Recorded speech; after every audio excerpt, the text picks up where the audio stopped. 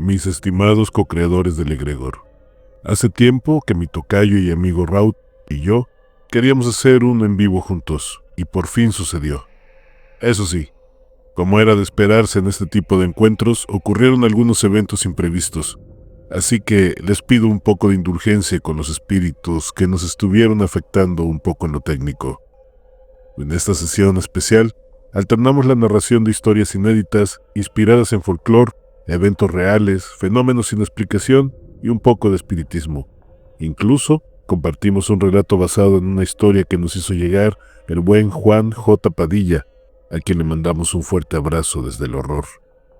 Los relatos fueron narrados en vivo, sin filtro, sin cortes, directo desde el corazón de la oscuridad. Y si este tipo de contenido les gusta, quiero invitarles a visitar el canal de Raut, TS Telling, Terror con Reglas, en YouTube. Allí encontrarán más relatos donde las normas son trampas, los cazadores son la presa y el horror tiene sus propias leyes. Denle una vuelta, suscríbanse y díganle que van de parte del egregor. Sin más, comenzamos. Bueno, lo he hecho al revés. Matt. Buenas tardes a todos, buenas noches. Hoy tengo un invitado especial. Iba a hablarlo yo primero, pero parece que StreamYard ha funcionado como quiere. Este es mi compañero, el egregor oscuro, antes conocido como el fechichista. Teníamos pendiente desde hace un tiempo hacer un directo con él, pero no coincidíamos nunca en el tiempo. Sin embargo, después de intentar hacer unos proyectos ajenos a YouTube juntos, ya empezamos a cuadrar un poco más nuestras agendas. Como estáis viendo en el título de hoy, vamos a contaros unas historias saliendo un poco del marco típico que tenemos cada uno. Ambos narradores y escritores. Sin embargo, cada uno con un estilo profundamente distinto. Mi tocayo aquí presente, Andrés en los dos, tenemos estilos, aunque similares, bastante polares. Él es muy Lovecraftiano y sin embargo yo tiendo a hacer un horror mucho más físico, mucho más carnal, no tanto con una voz tan de suspenso como él, pero cada uno tiene su estilo y entre gustos colores. Hoy vamos a hablaros de dos temas muy concretos y a la vez yo creo que interesantes, que es el tema de las creepypastas y el tema de la brujería. Mi tocayo es un ávido conocedor de la brujería en Latinoamérica, concretamente en México, de donde él obviamente es oriundo. Mi compañero Logix pues va a pasar el canal del mismo del tocayo, y para las personas que iréis viendo el vídeo en diferido, que seréis la mayoría, que yo entiendo por el horario, mi querida comunidad de Latinoamérica, va a ser pues donde estará el grueso. Os agradecería muchísimo que os pasaseis por el canal de él, porque tiene un increíble contenido y estoy seguro que os va a encantar. Igual que lo ha hecho él con varios de sus suscriptores en sus distintas redes, que les pondré, no os preocupéis, tanto Spotify como TikTok como YouTube. Sin más dilación, compañero, puedes presentarte o decir alguna cosa que tú consideres oportuna. Tocayo, ¿qué tal? Buenas tardes. Muchas gracias por invitarme aquí a tu canal. Saludos a toda tu comunidad. Estoy muy contento de estar aquí. Tenía rato que teníamos este directo pendiente. Gracias a Dios ya se logró solucionar todos los problemas que traíamos y aquí estamos listos para platicar acerca de estos dos temas. Espero que les guste mucho. Vamos a hablar hoy. Y no solo eso. Esto va a ser una primera parte. Ahí lo ha puesto el compañero Logix, ¿vale? Lo voy a mostrar aquí, ¿vale? Luego lo pondré en la descripción, no os preocupéis, ¿vale? Con otro compañero nuestro, que no vamos a decir el nombre hasta que venga, para que os comáis la sorpresa cuando toque. Y hoy, después de poner ahora en un minutito, vamos a poner un poquito de música, ¿vale? Para que tengamos ambiente. Ahí. ¿Lo escuchas, tocayo, perfectamente? Te escucho muy bien y escucho el sonido también. Perfecto. Vamos a contar creepypastas, cada uno con su estilo. Pero aquí es donde va a empezar la magia. Cada uno va a contar esta historia como si fuese narrada con su estilo. No vamos a simplemente buscar el creepypasta de una wiki y lo vamos a pegar y lo vamos a narrar en directo. No, le vamos a dar el toque, lo que hará que merezca la pena, lo que hará que obviamente entendáis cuál es el carácter de nuestra narración. Tocayo, ¿te gustaría empezar a ti primero o quieres que lo haga yo? No, preferiría yo empezar en esta ocasión. Te estaba yo comentando ahorita antes de entrar en el directo que tengo una historia que me gusta mucho, me la contó mi suegra y al parecer es una historia que la tienen presente varias personas dentro de su pueblo porque le sucedió a su hermano, pero todo el pueblo se enteró de la situación, todo lo que estaba sucediendo, porque les tocaba escuchar de primera mano. Este relato lo hicimos un poco express, así que no se asemeja demasiado a la realidad, pero estoy seguro que les puede dar la impresión de lo que estaban sintiendo todas las personas alrededor. Entonces comienzo, tocayo. Esta es la maldición de la peor de las maldiciones es las maldiciones de las madres.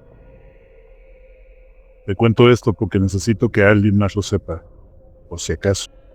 Mi familia lleva 3 generaciones trabajando estas tierras, nunca habíamos visto algo así, hasta que Julián Méndez le puso las manos encima a su madre. Era septiembre del año pasado. Yo trabajaba como capataz en el rancho de los Méndez, unas 200 hectáreas de pastizal para ganado, nada fuera de lo común.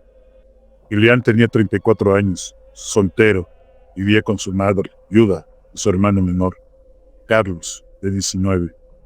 Doña Carmen era de esas mujeres que nunca perdían una discusión, con una lengua que cortaba con una navaja, y un temperamento que hacía temblar a medio pueblo. El problema empezó por una pendejada. Julián quería vender parte del terreno para pagar deudas.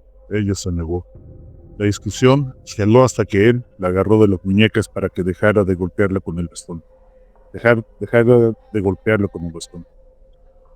Nada violento, solo la detuvo, pero doña Carmen se puso como loca. Que te pudras en vida, Julián. Que no encuentres paz ni en tu propia tierra. Que algo te persiga hasta que aprendas a respetar a tu madre. Palabras textuales. Yo estaba ahí, arreglando la cerca del corral. Al principio pensé que era puro teatro mexicano. Ya sabes, como son las madres cuando se enojan. Pero la cara de doña Carmen cuando lo dijo tenía algo que me puso los pelos de punta. 3 días después comenzó. Julián salió como siempre a revisar el ganado, montado en el Canelo. Un caballo criollo que conocía cada metro del terreno. 20 minutos, regresó corriendo, pie, con la cara blanca como papel. Decía que algo había silbado tan fuerte que el caballo se espantó y lo tiró. Un silbido que sonaba como aire escapando de una tubería rota, pero amplificado hasta doler los oídos. Lo encontramos a Canelo 2 horas después, del otro lado del terreno, temblando y sudando, como si hubiera corrido un maratón. Los ojos en blanco, la respiración entrecortada. El veterinario dijo que era shock por susto extremo, pero no pudo explicar qué lo había asustado tanto. Segunda vez, fue peor. Julián intentó salir temprano, antes del amanecer, pensando que así evitaría lo que fuera que estaba ahí. Esta vez montó a Tornado, un caballo más joven y nervioso. El resultado fue el mismo. Silbido ensordecedor, caballo enloquecido, Julián tirado en el suelo con raspones y contusiones. Pero lo que me convenció de que esto no era normal fue la tercera vez. Julián le pidió a Carlos que lo acompañara.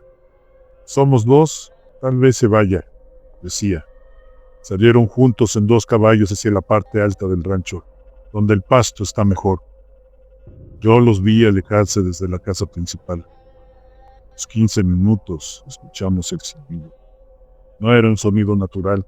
Era como si alguien hubiera conectado una sirena de fábrica a un amplificador y lo hubiera puesto a todo volumen. Un silbido agudo, sostenido, que te hacía doler las muelas y te nublaba la vista. Duró casi 1 minuto completo. Los caballos regresaron solos, galopando en pánico, pero solo regresó un jinete.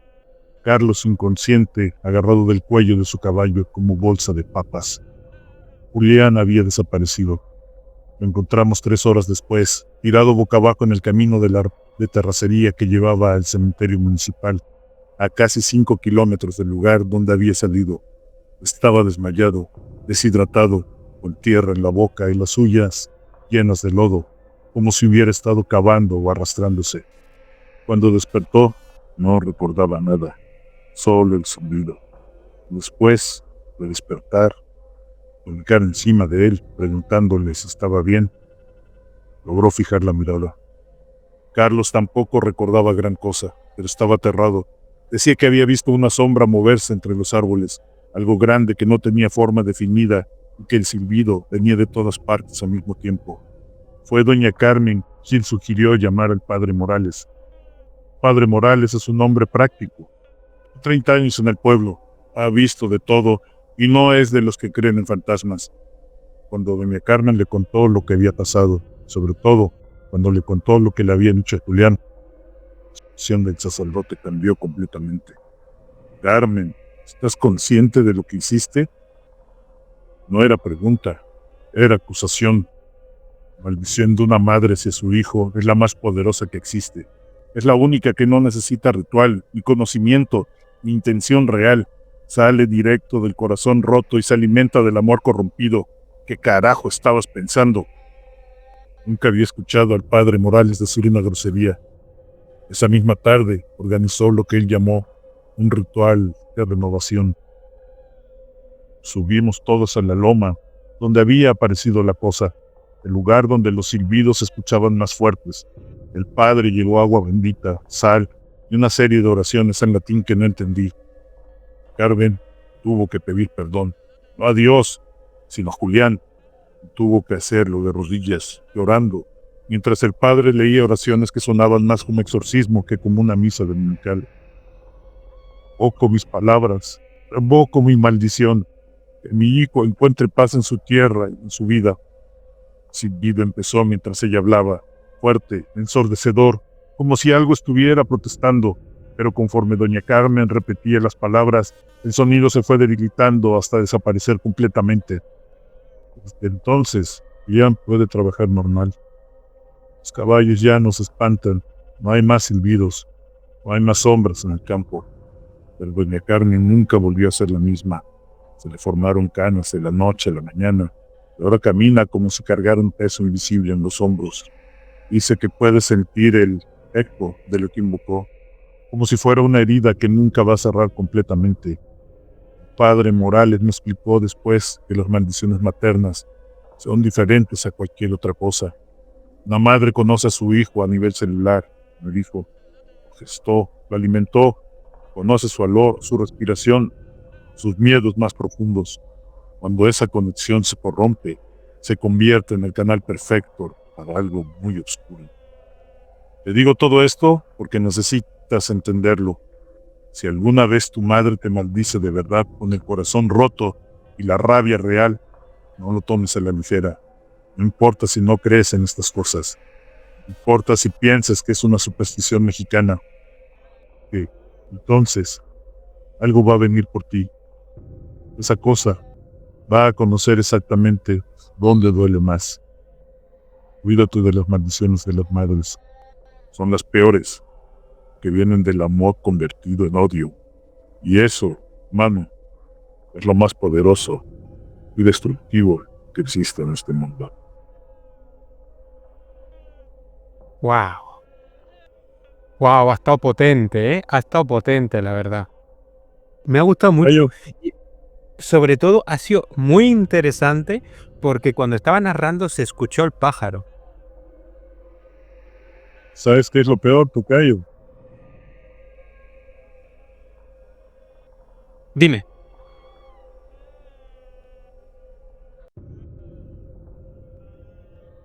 ¿Perdón? Dime, tocayo. ¿Cuál ha sido Se lo me peor? cortó el audio, tocayo, no te oigo. ¿No? ¿Hola? Ya te estoy escuchando. Tenemos problemas con la transmisión, cosas que siempre pasan.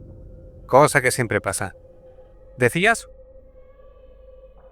Esta situación pasó realmente. Ahí hay una diferencia de las edades. Los dos protagonistas, uno era un niño de 8 años y el otro era un adolescente de 15, 16 años. Pero de ahí no fue real. Se tuvo que hacer una misa.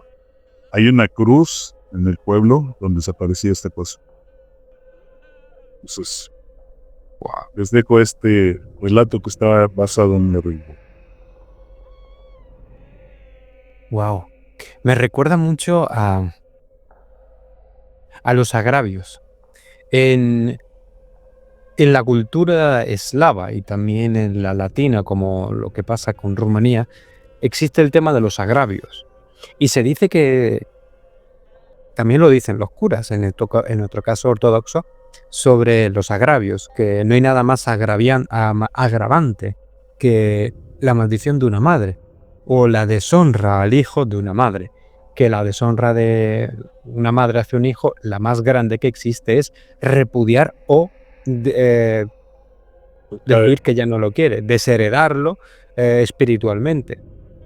Y eso es, sin lugar a dudas, una de las maldiciones más fuertes. Y me has recordado al círculo de Lisa. En este caso voy a contaros una historia de Lisa Gora. Es un relato de brujería y maldición. Dime, tocayo. ¿Tú me ves? ¿Tú me escuchas bien? Porque tengo retraso, tengo mucho lag. Se te ha interrumpido un segundito, nada más. Perfecto, entonces continuamos, porque yo te oigo poco. ¿Se me escucha poco? ¿Se me escucha bajo? ¿O se me escucha bien? Hola. No, el audio está bien, sino que se está cortando. Vale. No pasa nada. Tocayo, voy a hacer lo mismo que contigo. Voy a minimizar tu cam, así que no te preocupes si en algún momento se interrumpe. Cuando has hablado tú, no se ha interrumpido en ningún momento. Yo lo que estoy haciendo, Perfecto. Ana, ahora me voy a poner en primera plana y te voy a poner a ti en segunda. Cualquier cosa o comentario, déjalo por el chat, como he hecho yo, por favor, interactuad con Egregor. Hace aire, dice que hace aire por donde estás tú, Egregor, que se mueve tu cortina. No es una cortina, es su fondo. Sí, está...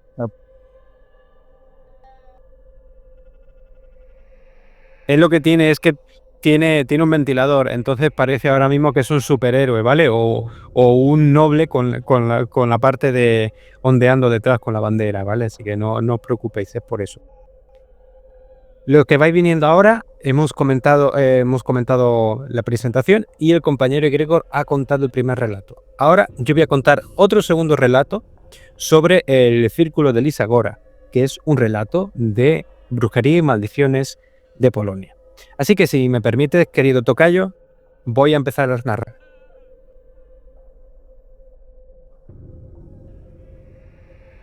Vale, ¿se te escucha ahora?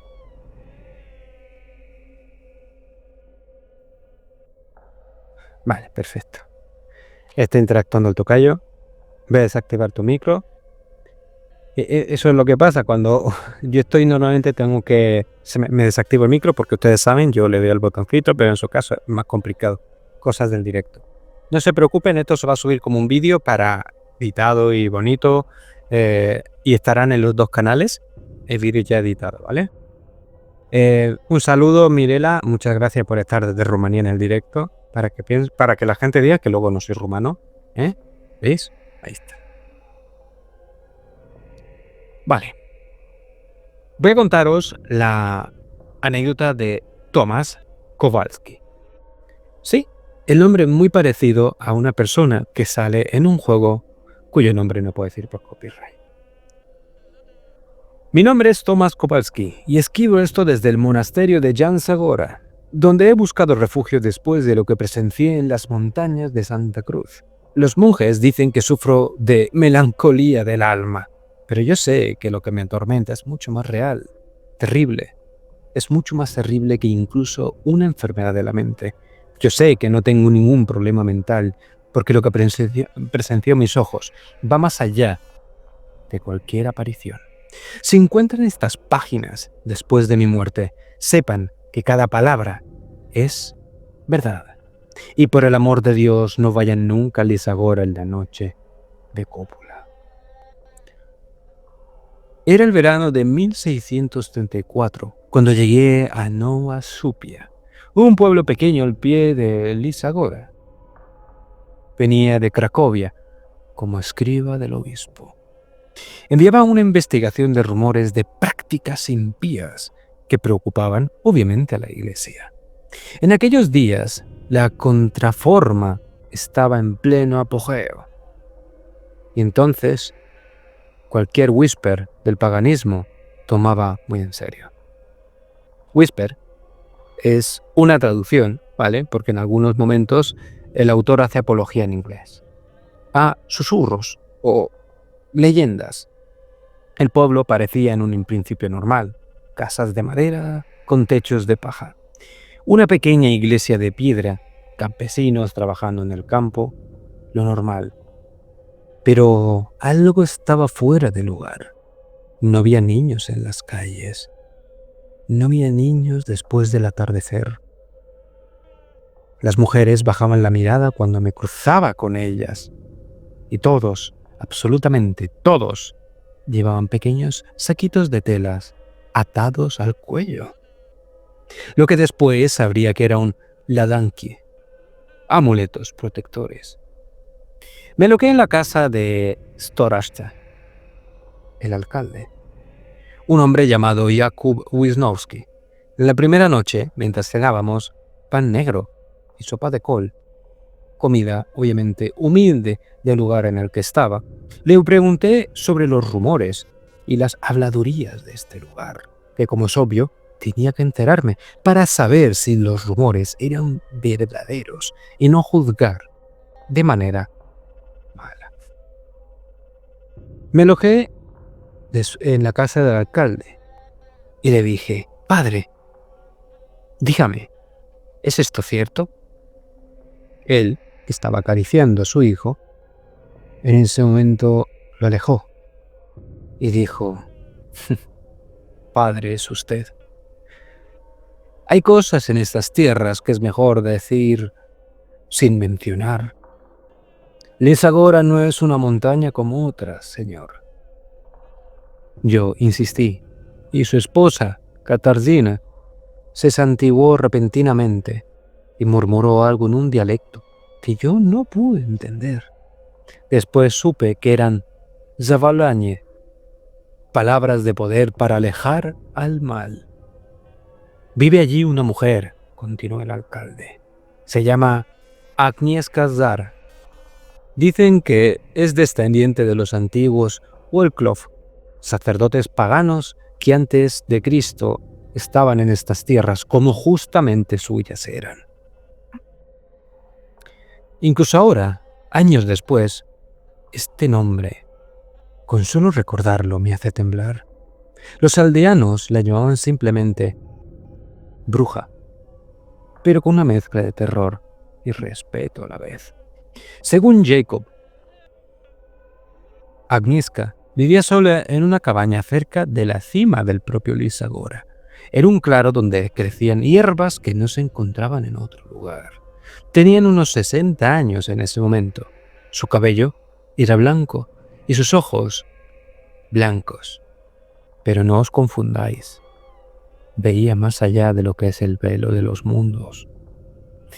¿Y qué hace exactamente esa mujer para convertirla una amenaza para la fe? Le pregunté con curiosidad. Cura enfermedades que los médicos no pueden entender o curar. Predice muertes con semanas de anticipación. Y puede hablar con los difuntos. En ese momento abrí los ojos.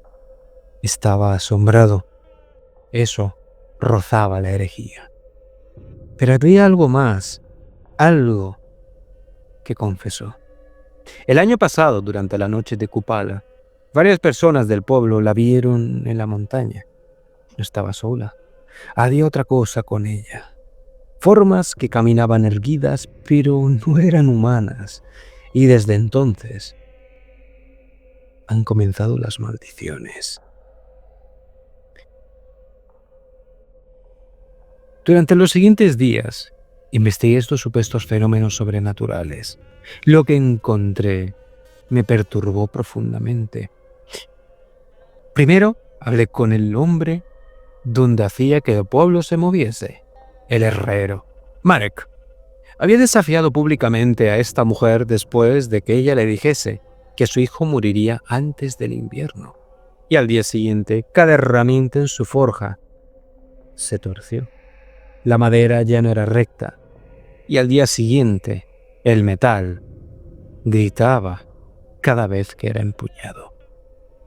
Y tras un tercero, el metal se oxidó como si hubiese sido sumergido en agua salada durante meses. El siguiente fue el patriarca de la familia Kowalczyk. Él había encontrado su ganado muerto en forma circular una mañana. Los ojos de las reses eran blancos y sus lenguas negras. En el centro del círculo había un muñeco de paja vestido con ropas que reconocieron como pertenecientes a su hijo menor. El niño comenzó a hablar en lenguas extrañas esa misma noche y tuvo que ser exorcizado por el párroco local.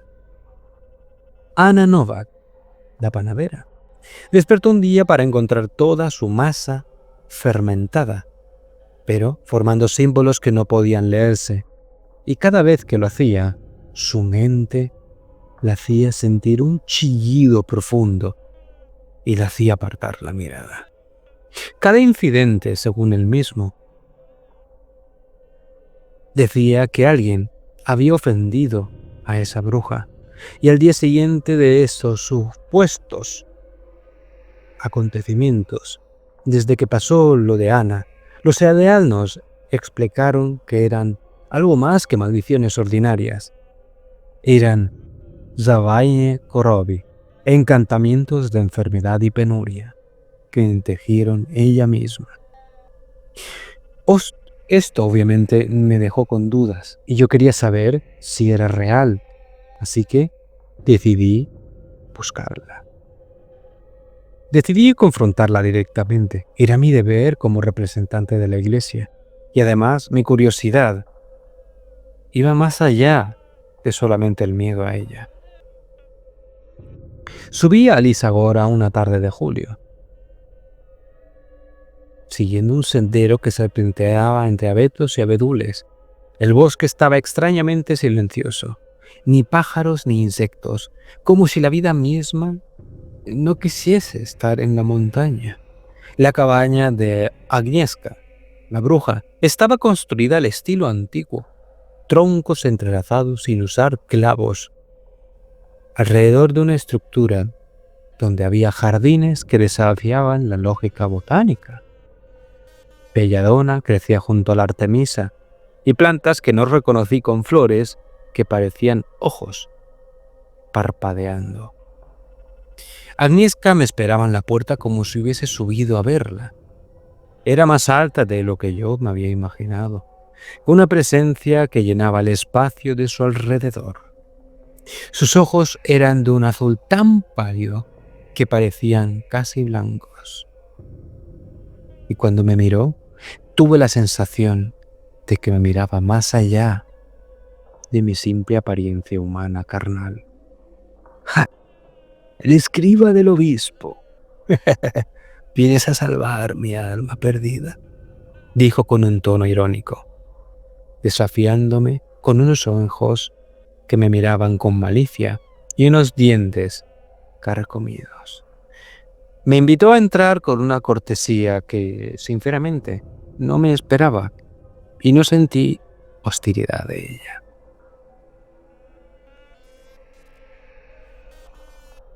Agnieszka me invitó a entrar con una cortesía y su interior de la cabaña era como un museo prohibido.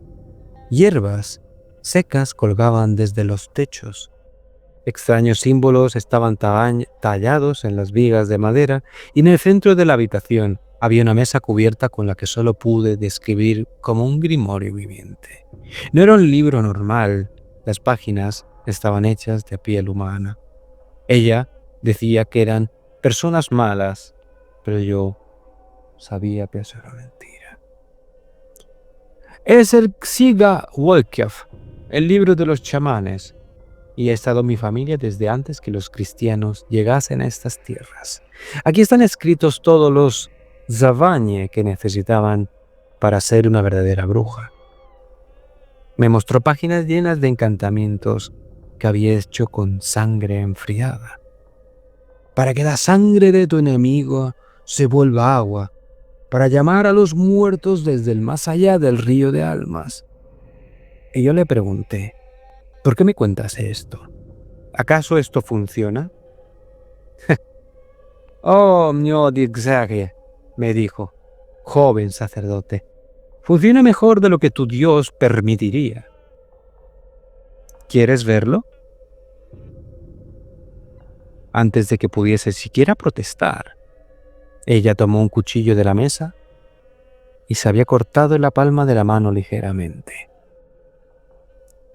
Dijo unos encantamientos que traducidos serían así: sangre por sangre, vida por vida.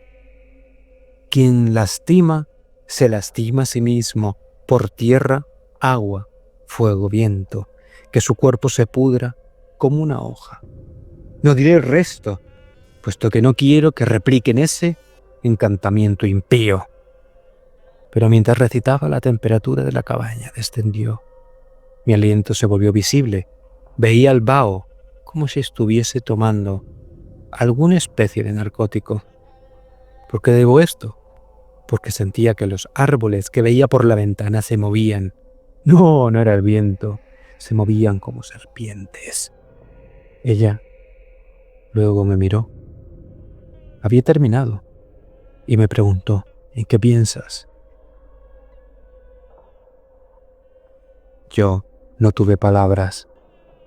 Ella sonrió y dijo con una malicia cargada de poder: ahora veremos qué tan poderoso es tu Dios. Bajé la montaña con una mezcla de escepticismo y terror. Ella fue cálida, me dio un té, me dio un pequeño pan y me despidió. La veía como me despedía con la mano, sonriendo maliciosamente. Cuando llegué al pueblo encontré a Katarina Witsinska llorando a su puerta. ¡Padre, padre! ¡Algo terrible ha pasado! Corrí a la iglesia y encontré al párroco en el suelo, retorciéndose de dolor. Su piel se había vuelto de un color amarillo y cuando abrió la boca para hablar, una sangre mezclada con algo que parecían larvas salió. Las palabras. Escucho voces. No puedo detener. Esas fueron las últimas palabras del párroco antes de convertirse en un montón de gusanos. Su cuerpo se descompuso delante de nosotros mientras lo observábamos. Sabía que tenía que hacer algo. Como representante de la iglesia no podía permitir que esta blasfemia continuase. Así que decidí hablar con ellos, decirle cuál era la única forma de protegerme de una bruja, aunque Dios no estuviese de por medio. Todas las personas que estaban congregadas en la iglesia me miraron fijamente y me dijeron: toma corteza de roble, báñala en melladona y báñate tú en el río. Los elementos estarán contigo, pero siempre tienes que mirar hacia la montaña. De lo contrario, este encantamiento no funcionará. Así lo hice y decidí ir hacia la bruja, la cual no esperaba verme. ¿Acaso había desafiado su poder adivinatorio? Y en ese momento, ella, con confusión, me miró y me preguntó que cuáles eran mis intenciones. Que Dios me perdone por lo que he hecho. Pero le clavé la arma que tenía conmigo por los bandoleros que estaban en el viaje y se lo clavé en su impío corazón. Seguramente vaya al infierno, puesto que un pecado es un pecado, pero sé que libré a ese lugar de sus maldiciones. Pero yo me llevé una conmigo, ¿sabéis?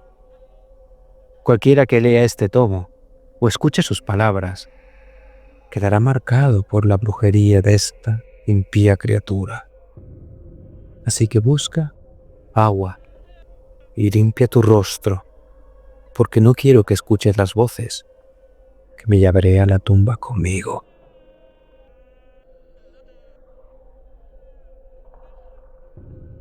Y esa sería mi historia, tocayo. Y que la última parte la recorté para que seamos más directos. Pero si no, Tocayo, no leíste en los comentarios, pero me sacó del en vivo. Me tuve que hacer muchas modificaciones. Por desgracia no pude escuchar completa la historia. bueno, no pasa nada. Lo siento mucho, tocayo. Yo solo vi que te reincorporaste. Es lo único que pude ver. Sí, me sacó, me fui a mover el módem, tuve que quitar el celular, estoy ahorita con la computadora. No pasa nada, estamos en directo y estas son cosas que pasan siempre. Adaptando. El show tiene que continuar. Así es. Directamente yo creo que voy a dejarnos en pantalla y ya está. La siguiente historia, tocayo. ¿Te apetece contar un creepypasta, tocayo?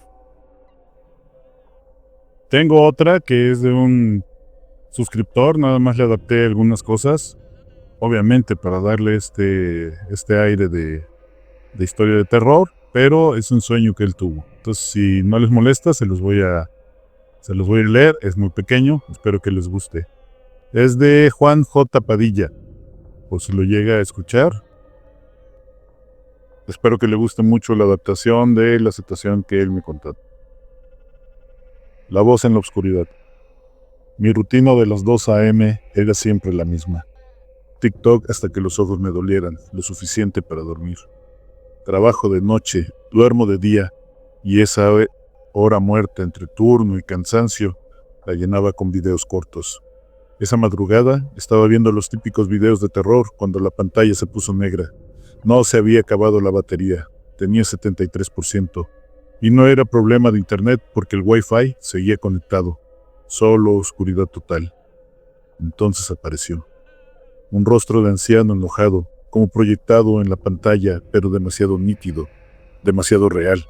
Sus ojos me miraron directamente y escuché una voz que no coincidía para nada con su apariencia. Era la voz de una mujer joven, casi musical. ¿Qué ves? ¿Por qué no te has dormido aún? Lo raro no fue la pregunta. Lo raro fue mi respuesta.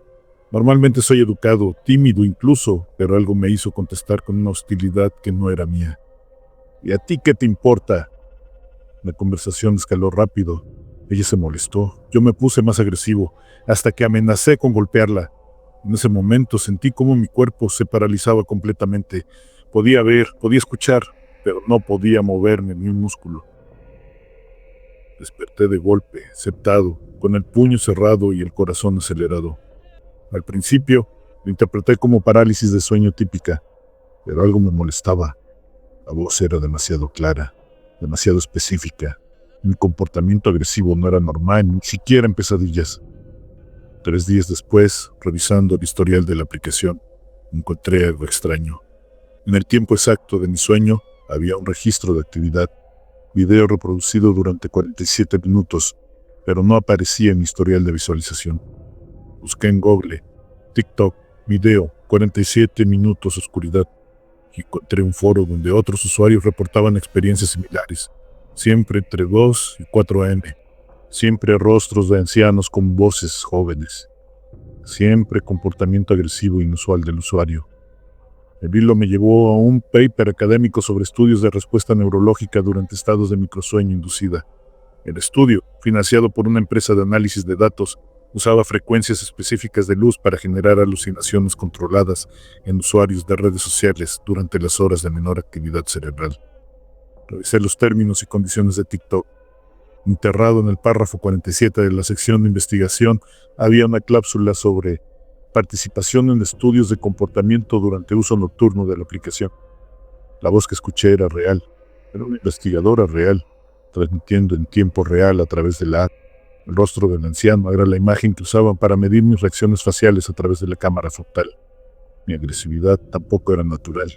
Era inducida por las frecuencias de luz específica que emitía la pantalla. Durante 47 minutos, mientras yo creía estar soñando, alguien en un laboratorio me estaba estudiando como una rata, midiendo qué tan hostil podía volverme, qué tan real podía sentir una alucinación controlada. Desinstalé la app inmediatamente, pero todavía a veces en la madrugada escucho esa voz perfecta preguntándome por qué no duermo. Y ya no estoy seguro si realmente desinstalé algo o si solo cambié la pantalla donde me observa, o si estoy enloqueciendo, o si esto nos está pasando a todos. Esa es la historia de Juan Padilla. Espero que les haya gustado. Es corta, solamente es una situación que le pasó y yo la adapté para poderla subir para acá. Espero que les haya gustado. Como siempre, cada vez que hablo con este hombre, empiezo a ver cosas por los laterales, siento que se mueven cosas. Nunca es hostil, ¿vale? Pero lo hablaremos luego. Lo que quiero decirte, tocayo, es que voy a hacer un pequeño cambio de guión. No quería hablar sobre sueños, pero tú sabes que ambos sabemos sobre interpretación de sueños, ¿no? Y te voy a decir algo. Yo también soñé con un anciano hace años. Mirad. Esto sale fuera de nuestro guión, ¿eh? Bastante fuera, me sorprendiste. Lo voy a decir. Uf. Muy buenas, querido Fritz. Un gusto. Este es un gran autor de nuestro canal, ¿vale? Fritz, voy a ponerte en pantalla para relajarme un poco. Vean un saludo. La historia de la torre la ha hecho este señor, bueno, caballero, jovencito, poquito más que yo, tampoco tanto. No soy ahora un anciano socrático. Ninguno de los presentes lo somos. Así que bueno, luego que me he relajado, ¿no? Voy a contarte. Yo cuando viajo al pueblo de mi abuela, es una zona remota de las montañas de mi natal Rumanía. Yo vivo en Cluj y uno de los pueblos adyacentes, que es Drecha, es un pequeño pueblo rural, pues que tiene, los rumanos medimos en humos. Los humos son las casas que hay. Entonces, actualmente, el pueblo ya no se acerca a los 100, es un pueblo envejecido. Pero en mi infancia es lo que me ha hecho ahora recordar. Hace 1 o 2 años soñé que estaba paseando por el bosque. Mi infancia, hasta los 7 años, era estar en ese pueblo. Mi madre tenía mucho trabajo y mi padre emigró para buscarnos una mejor vida. Y yo me paseaba por el pueblo. Era una zona, pues, de hostilidad cero. Todos se conocían. Todos conocían a mi abuela y mi abuela los conocía a todos. Había una hermandad en ese pueblo. Cosa que solo existe entre los pueblos pequeños. Sí, hay roces, lo sabemos. En todos los pueblos pequeños hay roces, ¿no? Pero hay respeto, unión. Yo soñé que un anciano vino al pueblo. En ese momento, yo esto no lo sabía, pero mi mente lo creó así. En el único lugar donde había para abastecerse, lo que equivale en Latinoamérica como la tienda de abarrotes local, hay también un pequeño lugar para dormir para los transeúntes o para aquellos vendedores ambulantes que venían con carreta. Sí, en ese lugar pues es más difícil acceder con coche y la carreta era un medio pues, aunque antiguo, más seguro. Ese hombre me miró fijamente cuando yo, como es de costumbre, iba a comprar el pan y algún que otro dulce que me dejase mi abuela. El hombre me miró fijamente y me preguntó si estaba solo. La mujer obviamente le miró al anciano y le dijo que a qué venía esa pregunta. Eso era un poco fuera de lugar. El anciano dijo, ay sí, perdón, el niño me recuerda a mi nieto. Ella asintió con un tono de desconfianza, pero no le dio muchas vueltas. Yo me despedí de ella y me despedí del anciano con cortesía. Me alejé, pero vi la mirada del anciano. Un anciano con una barba gris, cabello descuidado y con una entrada calvicie notoria. dientes amarillentos y una mirada cargada de unas intenciones muy malas. Lo sentía. Era un niño. Sin embargo, mi cuerpo no era mío en ese momento. Ese sueño que estaba teniendo, no podía controlarlo. Yo estaba yendo a mi casa, donde estaba mi abuela. Mi abuela me vio un poco asustado y me dijo, ¿qué es lo que te pasa? Nada, abuela. Le di el pan y los dulces que yo mismo me compré para mí, se los di. Esto era algo muy inusual y mi abuela se asustó. ¿Por qué iba a darle los dulces? Me tendría que quedar yo para hacerle los recados. En ese momento mi abuela me siguió y yo fui a mi habitación, llorando, asustado. La mirada de ese señor se me clavaba en la nuca y no me la podía quitar de la cabeza. Era una mirada que luego lo acompañó un sonido, un silbido. Ese silbido se me quedó hasta la noche. En ese momento nosotros teníamos un perro guardián. Entiendan que en las zonas rurales como esa, nosotros no tenemos miedo por los ladrones. Tenemos miedo por los lobos, zorros, algún mapache o algún erizo rezagado. El rol del perro no es herir en ninguna forma a estos animales, no. Es para que estos no entren, sabiendo que está la presencia del can. El can muchas veces está con cadena o está en el patio. Luego, por la noche se le suelta. Lo que recuerdo en este sueño es que el suelo estaba lleno de sangre en la mañana. Yo me desperté, sin embargo, recordé, a las 3 a.m. y escuché a alguien con un dedo raspando el vidrio de mi habitación. Mi habitación no estaba en una primera planta, estaba sobre un riachuelo. Y esa ventana estaba a 6 metros del suelo. No me podía mover, pero lo único que podía sentir es como si mi cuerpo se volviese pesado.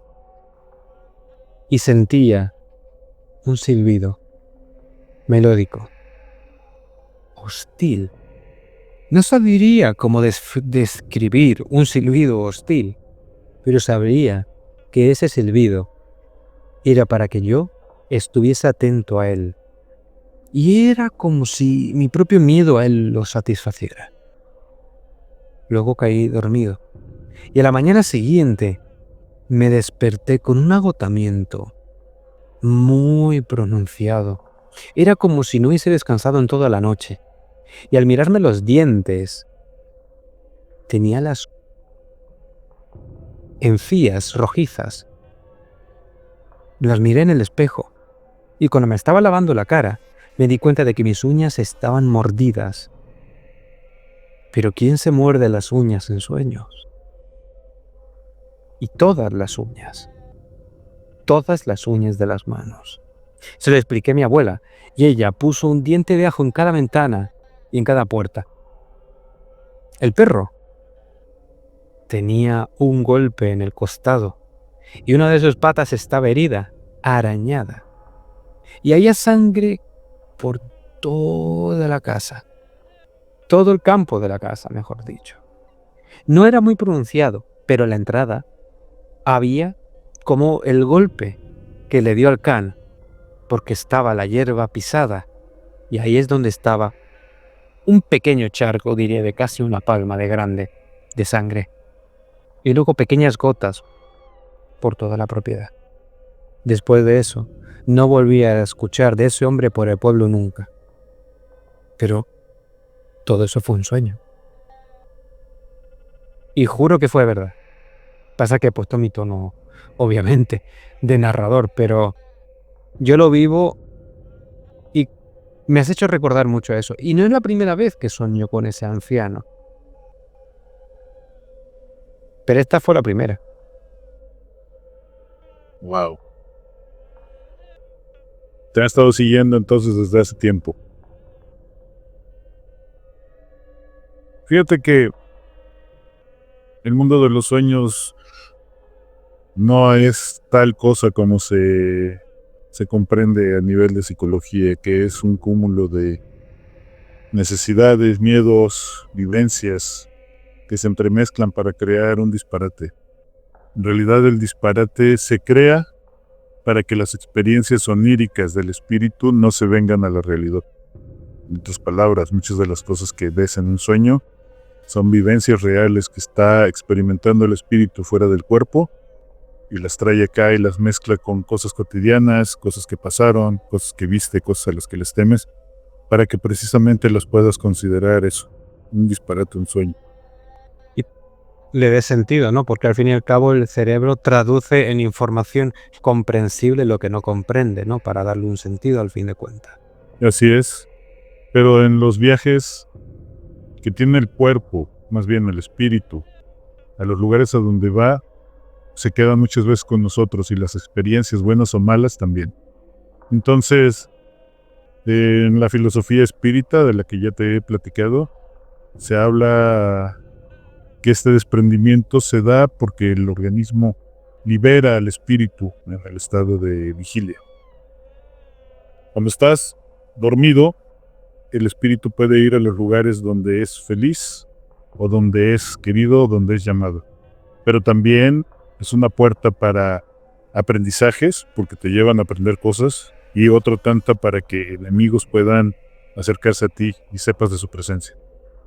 Hay muchísimos casos de personas que en sueños se aterran, tienen esos terrores nocturnos y ven una sombra que se acerca a ellos, ven demonios, ven espectros, ven lo que tú quieras.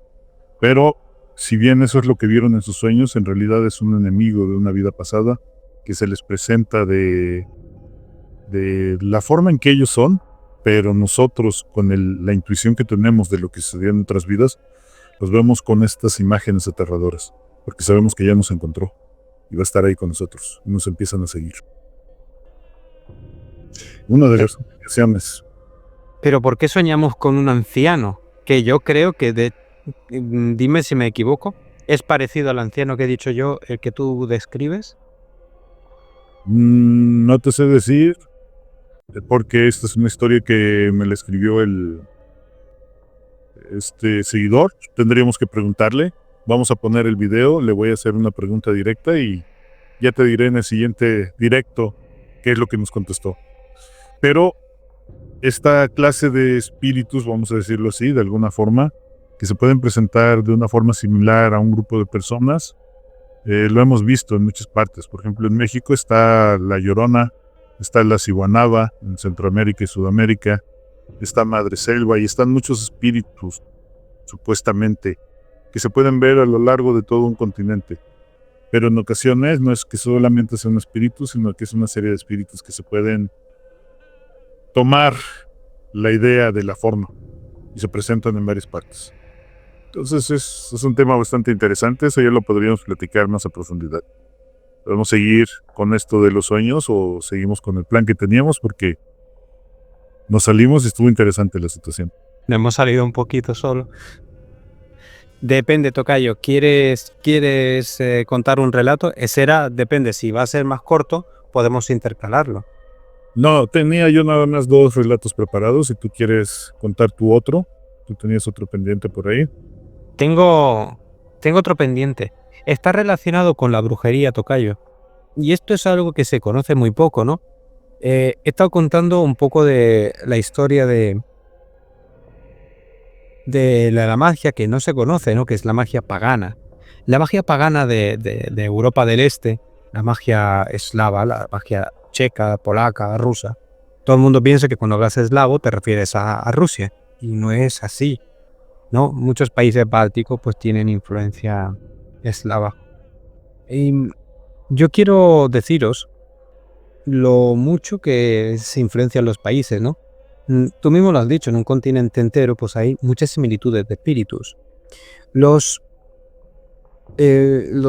polacos, que es a lo que voy a describir, ¿no? Uniendo con la primera historia, tienen mucha cosa relacionada con el tema de la magia verbal.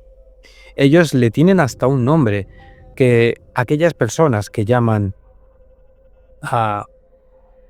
brujería, los zagovori, que son aquellos eslavos orientales, lo consideran encantamientos para sanar enfermedades. Es como la broma que decimos nosotros cuando nos hacemos daño, sana, sana, culito de rana, ¿no? Pero ellos tienen palabras que se supone que era el idioma de los dioses, dándole poder a las palabras. Y esto es una representación, o lo que yo entiendo como representación, a por qué es importante los encantamientos, lo verbal, sin importar el idioma al fin y al cabo, porque es la creencia que tú das a ese ritual, ya sea de magia pues benigna como lo es de maligna. Vemos, por ejemplo, eso, trasladándolo a México, ¿no?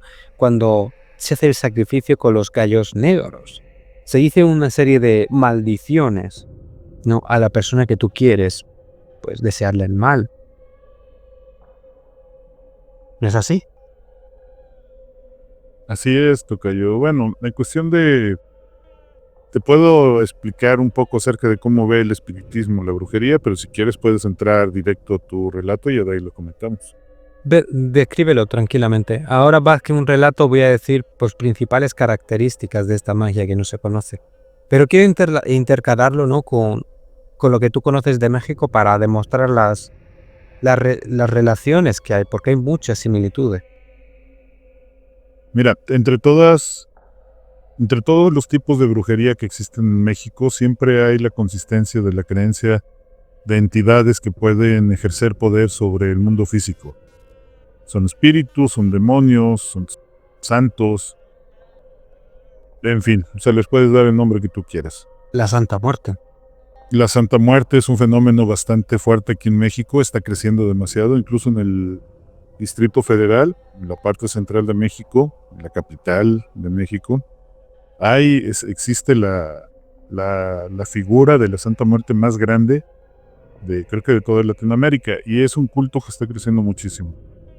Tiene muchos adeptos y tiene una relación con la capacidad de esta entidad de cumplir muchos deseos de las personas.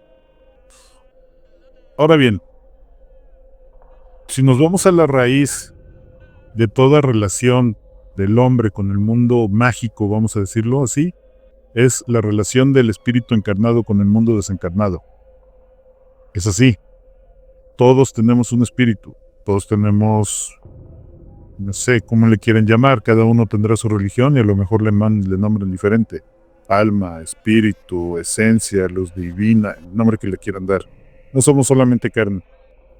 Y, por ejemplo, el brujo es un espíritu encarnado que tiene la capacidad de comunicarse con el mundo de los desencarnados, vibrar a la misma sintonía y hacer que aquellos puedan actuar bajo la voluntad del brujo.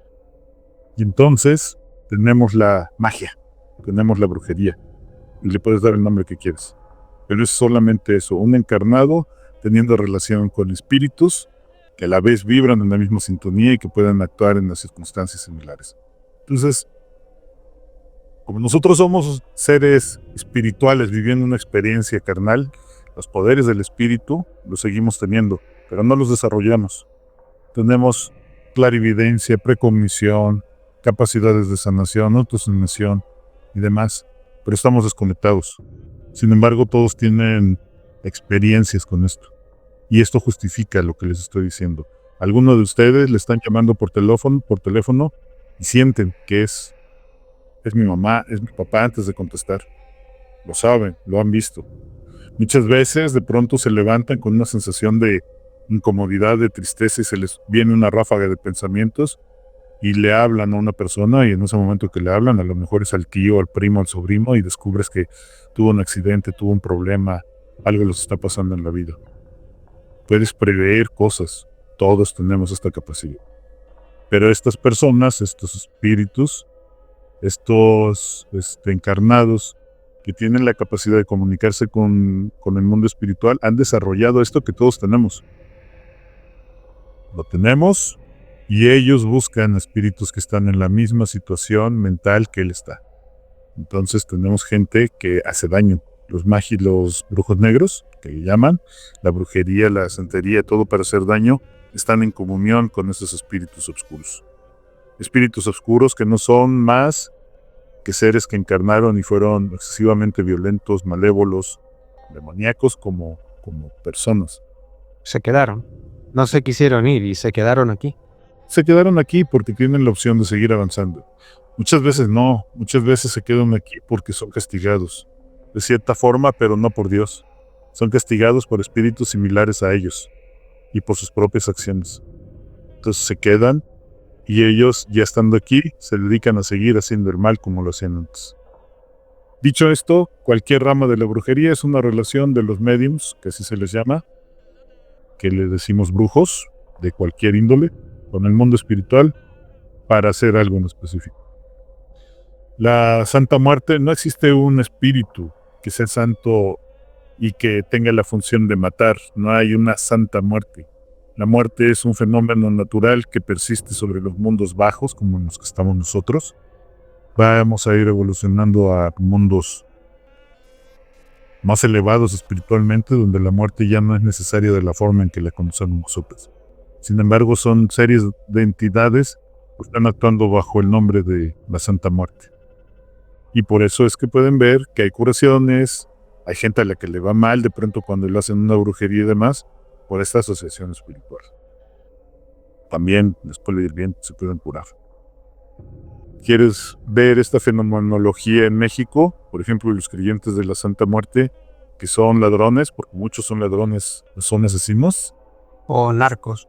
O narcos, si les llegan a disparar y ellos tienen esta creencia firme, y son disparos que otras personas no podrían salir, ellos salen avante y logran revivir de situaciones que son imposibles.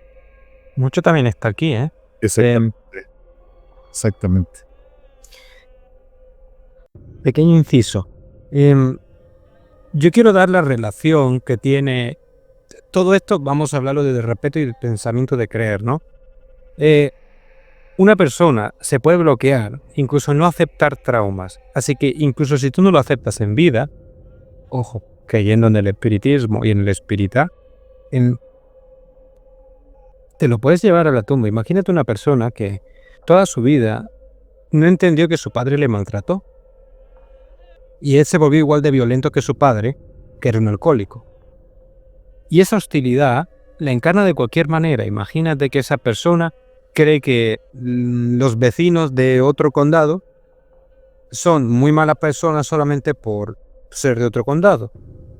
Y eso se puede incluso traspasar al mundo del espíritu, ¿no? Al no querer avanzar, como has dicho, y querer quedarse, y no ser un espíritu que a sí mismo se está poniendo el lastre, porque él cree que tiene que exterminar a todas las personas del condado, ¿no? Estoy dando el ejemplo. Y esto lo podemos también traspasar a la persona física. Una persona física que cree firmemente que si le pasa algo no va a morir. Si te pasa algo, lo más importante en cualquier acontecimiento donde tu cuerpo sufre un daño es los sentimientos. Los sentimientos de creer, de que estás bien, hace que tu sistema inmune haga milagros. Hacedme caso, no es lo mismo una persona que tiene cáncer, que está deprimida, que si está feliz. Si está deprimida es que literalmente el sistema inmune no funciona.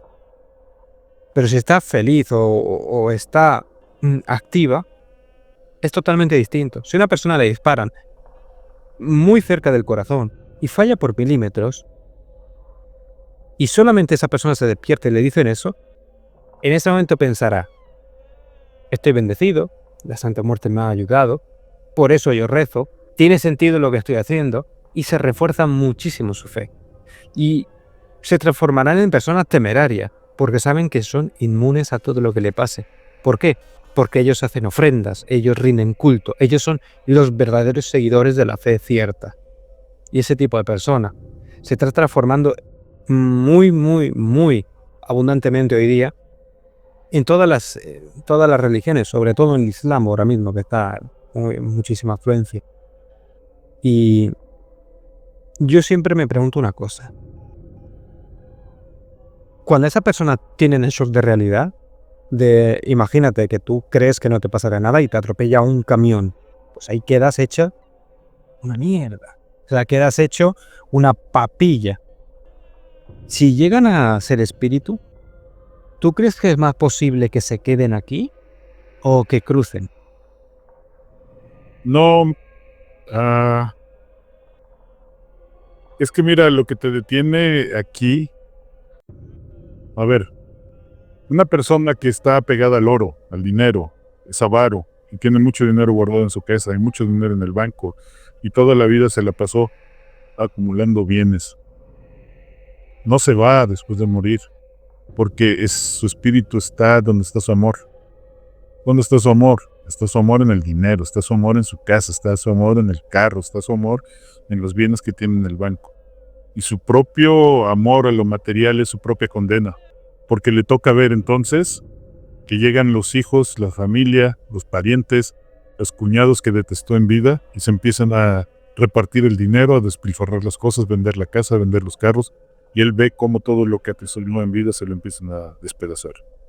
Aquel violento que le fascinaba el control, el asesinato, el alcoholismo, todos los vicios y todas las bajas pasiones, no se va porque esté castigado, porque se quede aquí, se va porque está pegado a esta forma de existir, a esta forma de vida. Aquel, por ejemplo, que tiene la certeza de que es invulnerable porque gracias a su fuerte pensamiento logró sobrevivir a varias de morir, pero no era malo en sí, ni estaba pegado constantemente a una idea. Después de morir sabe que él es mortal, o sea, es inmortal porque es un espíritu que le tocó irse y es muy fácil o muy seguro que se lo puedan llevar, o sea, o que se pueda ir. No está pegado a la vida. Ahora, dime otra cosa. Esta persona se siente indestructible, se siente se siente inmortal. Siente que nunca se tiene que ir del mundo, que él iba a vivir toda la existencia aquí, es muy capaz que se quede acá, pensando que no ha muerto, que sigue vivo, y aquí se queda. Entonces, pueden pasar hasta siglos estando aquí con la idea de que sigue vivo y de que él tiene razón, era inmortal, no le pasa nada. Hay muchos espíritus en la tierra que no se han dado cuenta de la situación que están viviendo. Tengo una experiencia rápida que te puedo contar para que te des una idea. Tengo una amiga medium en el Distrito Federal. En el Distrito Federal se mueven con metro, subway o como le llamen en cada región donde ustedes están. Aquí en México tienen la mala maña las personas que se quieran desvivir, todos los que se quieren desvivir, aventarse a las vías del metro, porque es muy rápido, va muy rápido, porque es eléctrico y porque las llantas te van a despegar. Ya sabes. Entonces en México estos trenes mueven millones de personas por día. Sucede esto. Ella venía en un metro.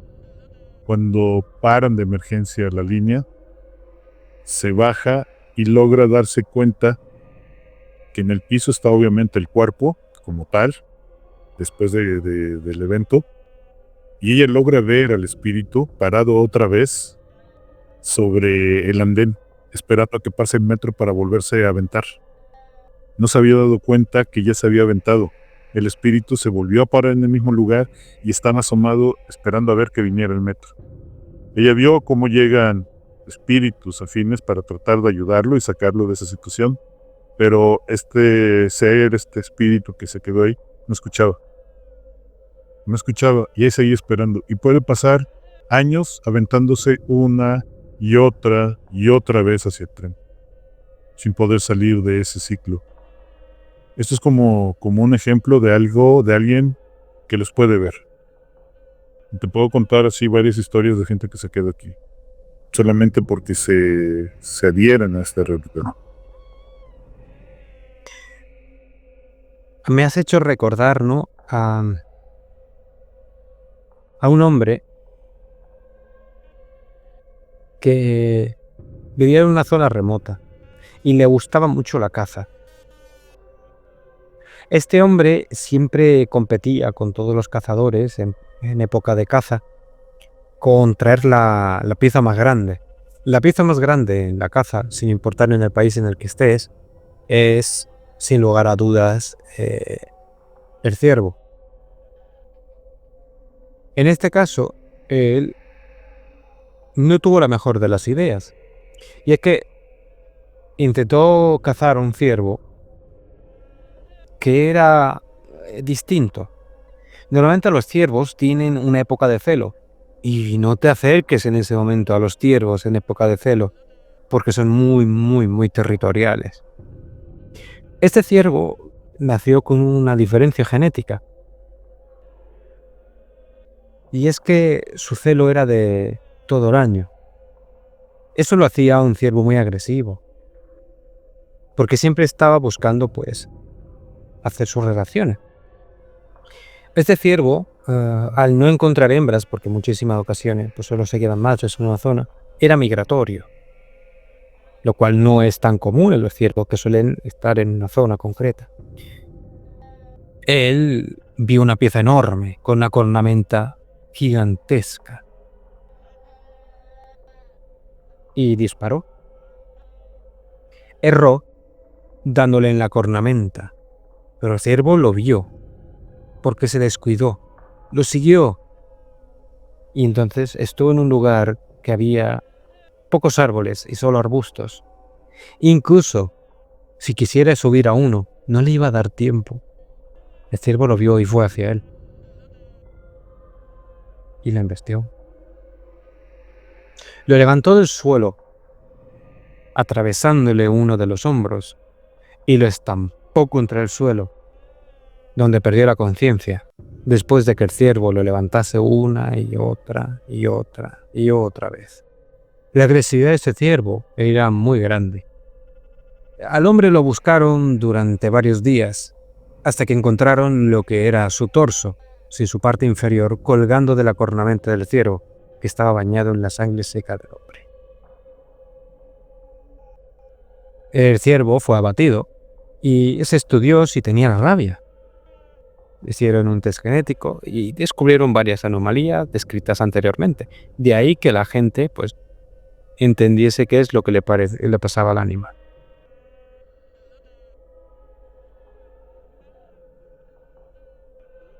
El animal no es en sí el problema, porque el relato es ahora cuando comienza. Sus amigos le echaron mucho de menos porque, pese a que era muy competitivo en la caza, era un hombre que apoyaba mucho su comunidad, era un hombre que iba a la iglesia y era bondadoso dentro de lo que cabía. Era un padre que cuidaba a sus hijos y a sus hijas. Todos sus hijos estudiaron lo que quisieron y su esposa nunca sintió que pues le faltaba el marido. No era un hombre de vicio de ninguna forma. Pero ella no conocía el corazón de él del todo. Nadie lo conocía, puesto que su corazón por la caza era tan primitivo, tan primordial, que hizo que su espíritu se quedase. En época de caza, los compañeros en esa región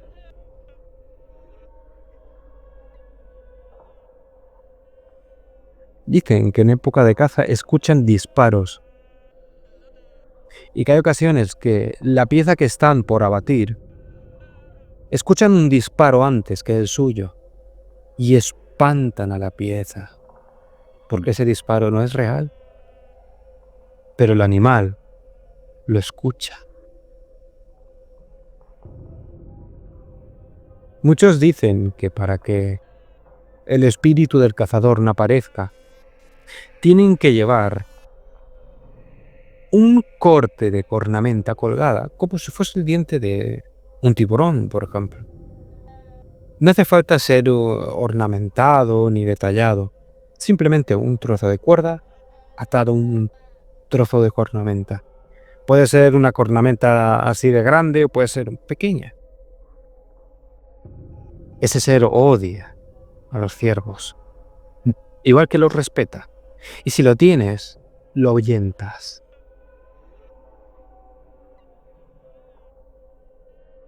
Ese pequeño relato, no tocayo, que me ha recordado, este es del pueblo de mi abuelo, creo, de mi abuelo paterno.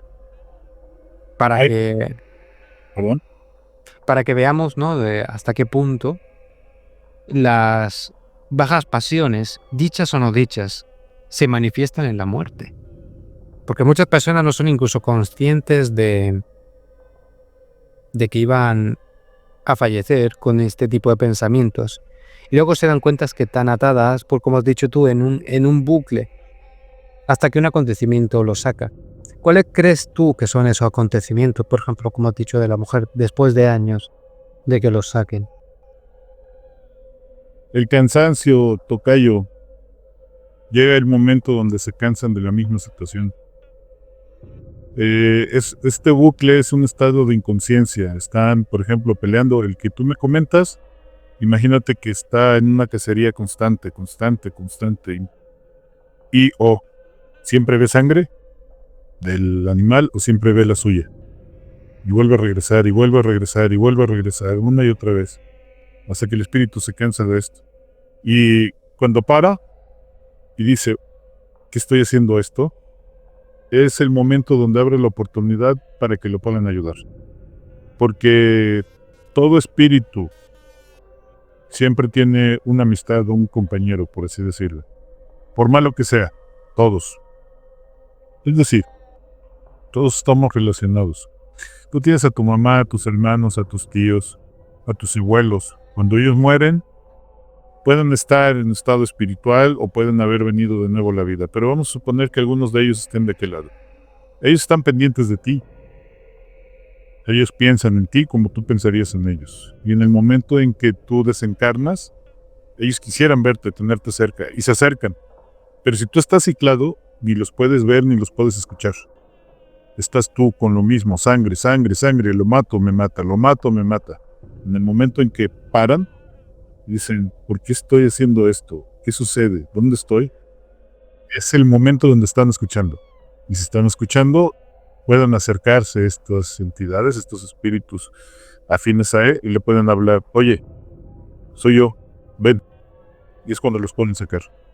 Pero para que esto suceda, pueden pasar siglos. En uno de los libros espiritistas, que se llama El cielo y el infierno, donde, contrario a lo que dice el título, lo que te explica es los estados en los que los espíritus se encuentran. Hay espíritus infelices, espíritus intermedios y espíritus felices. ¿Cuál o cómo es que llegues a las diferentes categorías? Los espíritus felices son los que hicieron bien las cosas aquí. No estoy diciendo que hayan sido buenos nada más por seguir una religión, sino que fueron buenos por convicción. No se apegaron a las cosas, por tanto no se quedaron en la tierra, sirvieron, fueron de servicio y pudieron avanzar. Los intermedios son casi todos nosotros. Los que tenemos una vida ni buena ni mala, con nuestros altibajos y demás, están en situaciones medianamente felices o no tan copas. Y los espíritus que están, digamos que en las zonas infernales, que los infiernos en realidad los producen ellos mismos, nadie más. Y hay una historia que me impacta mucho de un hombre que en una vida pasada le tocó ser un reyesuelo de un pueblo europeo. Y en ese pueblo era tan avaricioso este personaje, que no solamente se contentaba con ponerle impuestos abusivos a las personas que trabajaban, sino que también les ponía impuestos a los mendigos, a los que pedían limosna para sostenerse o sostener a sus familias, los que estaban enfermos, causando muchísimas muertes. Este tipo trae mucha miseria a su pueblo y cuando muere se da cuenta del horror que cometió. No el error, el horror. Porque tenía cierta conciencia, era suficientemente inteligente para darse cuenta que había cometido un error. Y él se queda en el mundo espiritual, mientras todos a los que les hizo daño le fueron a reclamar, a reprochar, lo señalaban, lo vejaban, lo acusaban, hasta que de pronto lo perdonaron y esos espíritus siguieron su camino, pero él no se perdonaba. Entonces se pasó recriminándose una y otra vez lo que hizo durante 500 años. Hasta que después de esos 500 años, logró salir de ese estado y pidió la oportunidad de venir a resarcir el daño para acá. Y ya cómo resarció el daño, pues ya es otra historia, eso ya es más moralista, pero ahorita nada más te doy la explicación de qué es lo que pasa con esta clase de espíritus y cómo logran salirse. Y qué es lo que sucede, qué es lo que los cicla constantemente. Es brutal, porque hay espíritus que sufren horrores como no te imaginas. Hay un caso que también está tipificado en ese libro, que fue un sacerdote cristiano. Es de Alan Kardec, ¿vale? El cielo e infierno de Alan Kardec, el padre del espiritismo organizado como una ciencia. Es Alan Kardec al que hace el tocayo referencia, el tocayo Gregor, y en muchísimas ocasiones da un pensamiento más crítico y racional, no cayendo simplemente en la mitificación de la explicación del alma, sino una explicación lógica y explicada con un raciocinio empírico cargado de su época, pero obviamente lo podemos trasladar a hoy día y tendrá todavía el mismo sentido. El mismo sentido, porque lo que se fundó como una filosofía y un estudio serio de la espiritualidad no se contradice con los siglos, con el siglo y medio que llevamos, 170 años. Y ¿cómo se compiló? Se compiló a través de conocimiento científico. Alan Kardec no es su verdadero nombre. Si lo estás buscando por ahí, me podrías dar el nombre. Ahorita se me escapa. No, se me escapa. Esta persona era de la élite intelectual de la época. No fue escogido para compilar el libro nada más porque fuera crédulo, sino porque era una persona que tenía método. Y a través del método científico se crearon estos 5 libros. Son 5 los espiritistas. Es de prueba y error, estudio, investigación, pruebas cruzadas de diferentes mediums que daban la misma información y a la vez esto se expandió alrededor del mundo. Sí. El nombre es Hippolyte Léon Denisard de Rivail. El nombre es real. También otros le llaman simplemente Lyon, que es de donde fue oriundo también. La parte de París en octubre de 1804. Y él no fue una persona crédula propiamente. Pero en fin, ese es otro tema. O sea, lo que yo les estoy diciendo es acerca de este espíritu que también, que viene al caso. Fue un sacerdote. Este sacerdote hizo mucho daño a la creencia de la religión católica porque era corrupto, violento, violador, demás. Muere. Y cuando lo mandan a llamar para poder hacer las investigaciones acerca del libro, él dice que estaba contento de que lo hubieran llamado porque los demonios lo habían dejado de torturar.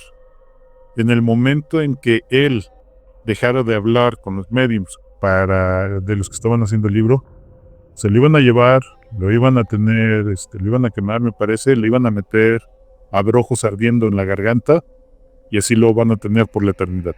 Es lo que él expresaba, este espíritu. Y hablaba que ya tenía muchos años estando en esa situación. Lo que dicen los libros espíritas al respecto es de que nosotros creamos el infierno y lo creemos. Entonces creía firmemente que se lo merecía y constantemente estaba siendo atacado por estos demonios y no lo iba a dejar de ser hasta que se arrepintiera de corazón desde adentro y pidiera una oportunidad. Entonces el infierno iba a seguir y seguir y seguir con esas torturas infinitamente. Él mismo era consciente de que lo que hacía era mal y él mismo, que creía en el infierno, que su propia religión dice, se lo creó. Así es. Y se torturó a sí mismo durante hasta cuánto tiempo, siglos. También este sujeto, por sus acciones, tenía enemigos reales que al morir lo buscaron y lo torturaban. Y esa tortura solamente podía parar a menos de que él tuviera un arrepentimiento real y unas ganas de reparar el daño. Son muchos casos de este tipo que se pueden pasar siglos y hay múltiples maneras en que tú te puedes quedar en este espacio. Porque estás apegado, porque hiciste daño, porque tienes miedo, también te puedes quedar. Sí, el miedo muchas veces influye, ¿no? Por ejemplo, imagínate, me has hecho recordar la historia que me contó un conocido, no diría familiar. Él no iba a un pantano en concreto porque tuvo una muy mala experiencia. Decía que muy pocos pescadores se quedan en esa zona, en ese pantano, porque por la noche escuchan chapoteos. Dices tú, bueno, ¿qué tiene de raro los chapoteos en un pantano? Es un lugar donde hay ranas y donde hay pues, animales cazando, viviendo, ¿no? Pero él decía que un hombre estaba en un barco pescando ahí y de repente se cayó al lago y se ahogó. Pero lo peor de todo es que ese hombre es una persona que tenía miedo a las profundidades. Ese pantano no era un pantano cualquiera, tenía hasta 10 metros de profundidad. Y creía firmemente de que había pues, un monstruo en el pantano que lo esperaba. Y mucha gente se preguntaba si tenía tanto miedo al monstruo, ¿por qué pescaba en el lago, en ese pantano? Si al final acabó justo como él temía. Entonces se dice que muchas veces, si escuchas el chapoteo, esta persona está intentando llevarse a otro con él para no estar solo, porque el monstruo le exige que lo alimente. Ese era su propio infierno. Así es. Hay otro infierno que a mí en lo particular me aterra muchísimo. Cuando yo era niño tuve una indigestión. Creo que eso fue. Probablemente era alguna otra cuestión. Y vi una película que era una película mexicana, más bien de suspenso que de terror. Un científico se inyecta una sustancia, que en esa sustancia entra en un estado catatónico, y toda la película se basa en que lo van a enterrar o lo van a cremar, lo van a enterrar o lo van a cremar. Y él está consciente de todo lo que está sucediendo a su alrededor. Cuando por fin la sustancia pierde efecto y logra moverse, tapan el ataúd y lo entierran. Lo entierran vivo. Todos los temores de Edgar Allan Poe se hicieron ahí presentes. El final de la historia sale arrastrándose del cementerio convertido en un gusano, llega la esposa y lo aplasta. Ahí se acaba la película. Una noche después, a los 2 años, tenía yo una temperatura muy grande, estaba dormido y despierto en mis sueños, si se le puede llamar sueños, dentro de un ataúd. Siento el terror de estar dentro de un ataúd, saber que voy a morir asfixiado ahí, solitario, y siento que algo me agarra de las piernas, de abajo, desde los pies. En mi sueño tengo una lámpara y volteo hacia la parte de abajo de mis piernas y viene escalando un ser calvo, podrido, los ojos negros, los dientes amarillos, las manos despedazadas y está escalando de mis piernas. Me agarra de los muslos y sigue subiendo hasta que se me pone enfrente de la cara y en ese momento se va la luz y despierto. Con el tiempo me entero que uno de los peores castigos que existe en esta filosofía es cuando te desvives, porque tienes una energía vital que te va a durar hasta los 90 años, 100 años, vamos a decirlo así. Pero tú a los 40 años decides despedirte de esta vida. Esa fuerza vital liga tu espíritu con tu cadáver. Y en muchas ocasiones el que se desvivió abre los ojos de manera espiritual para verse frente a frente a sí mismo, hecho un cadáver, y cómo se lo están comiendo los gusanos y cómo se está desbaratando, cómo los ojos pútridos lo están observando, y estos espíritus no están conscientes de lo que sucede, sino que dicen que están encerrados en un ataúd, viendo un cuerpo, un monstruo que los está persiguiendo, que los quiere alcanzar y no saben para qué es. Esa es otra forma de castigo, otra forma de infierno. Me has hecho recordar al relato de un amigo. Este hombre trabajaba en una gasolinera rural. No pertenecía a ninguna marca conocida, era simplemente una familia pues, que tuvo la fortuna de encontrar en algún momento petróleo y abrió una gasolinera y luego pues se abastecía después de que este depósito, ¿no? Como pasan con muchas gasolineras familiares, ¿no? Están ahí y son más que nada un símbolo para muchos transeúntes para poder hacer noche o encontrar una tienda que esté abierta 24 horas. Este era el caso de él, donde estaba en un lugar que se llama descanso de autobuses. Los autobuses de la localidad que hacían las rutas mañaneras pues siempre descansaban en ese lugar. Esta persona me dice que en la noche de muertos viene un señor con un sombrero español, Los sombreros españoles, para la gente que no lo sepa, son sombreros pequeñitos que sirven simplemente para tapar hasta aquí la frente y poco más. Pidió cerillas y cigarros. Al hombre no se le veía el rostro muy bien, pero podías sentir que su tez era muy blanca y era calvo. No se le veían los ojos. Tenía un traje como lo que tenían las personas mayores. Claro, en España, igual que en muchas partes de Latinoamérica, la gente mayor normalmente va en traje cuando va a salir, porque así han sido y así serán. Y el hombre iba con un sombrero, un bastón y un traje marrón, con su gorro, con su sombrero marrón.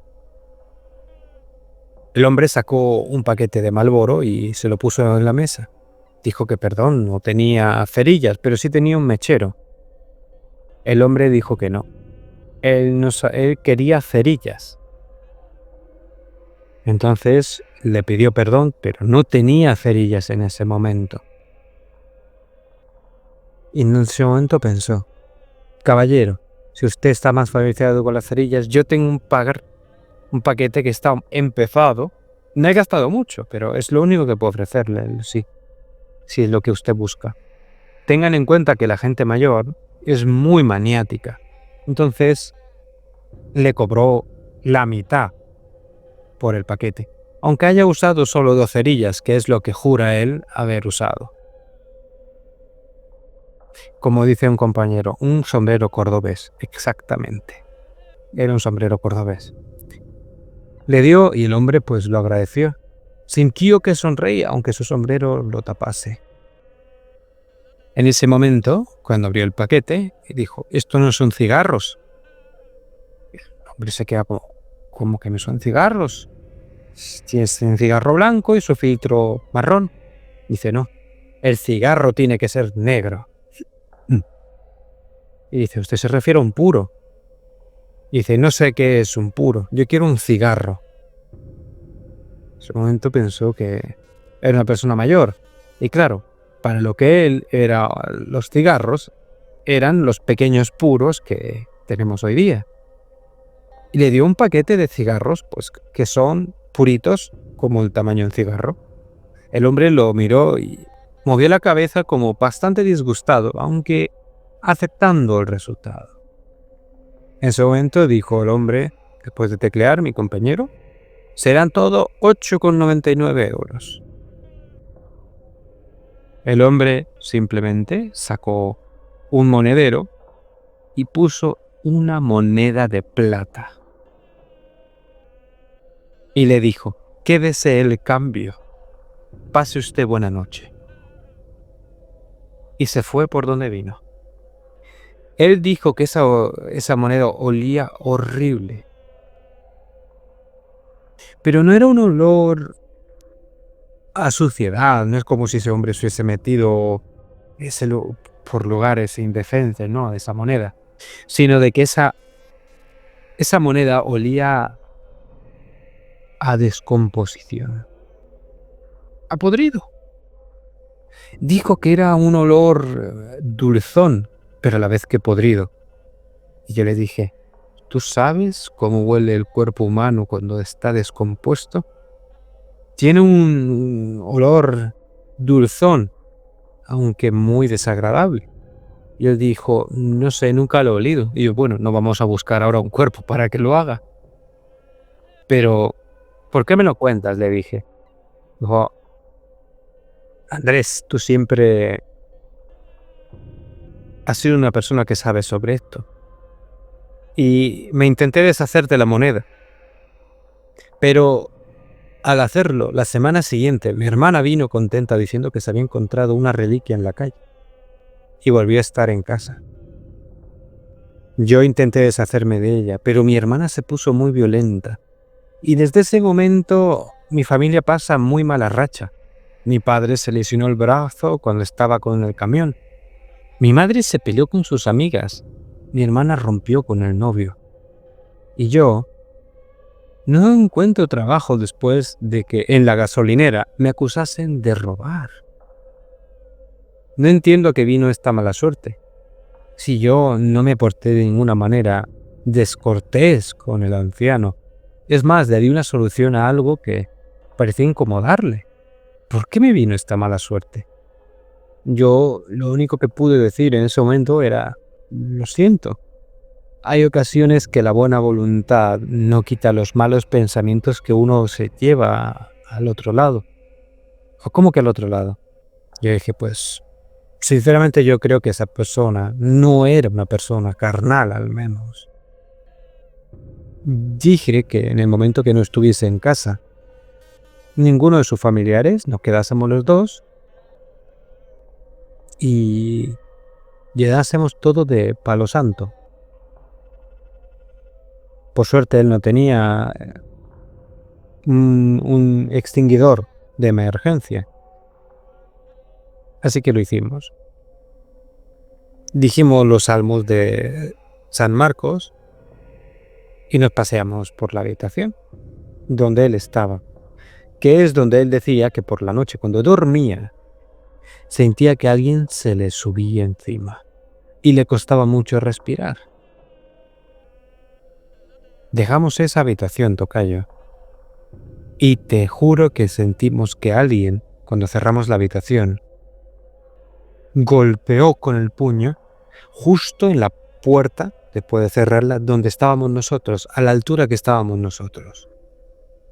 Nosotros abrimos la puerta lentamente y en esa penumbra que había, porque el humo era muy denso, porque lo habíamos dejado unos minutos, en una esquina de la habitación vimos algo pequeño y como en forma fetal.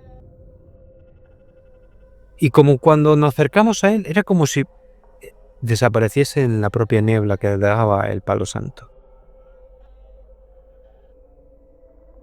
Luego de eso, él esa noche tuvo muy mala noche. Dijo que soñó que estaba por la calle y un anciano con los ojos inyectados y una pequeña barba, con los dientes descompuestos, le venía y recriminaba que qué le había hecho, que por qué lo atormentaba. Y dijo que intentó estrangularlo y él lo apartó. Dijo que se lo dio a sí mismo por haberse comportado así con una persona mayor, que sabía y sentía que era frágil. Pero luego, después de darle el manotazo, dijo que al instante se sintió muy bien, muy liberado, no por la acción de darle al anciano, sino como si se hubiese quitado un gran peso de encima. Al día siguiente se sintió súper cansado, con muchas ojeras, pero sintió que había moho negro en el lugar donde nosotros el día anterior vimos al anciano, o lo que creíamos que era el anciano.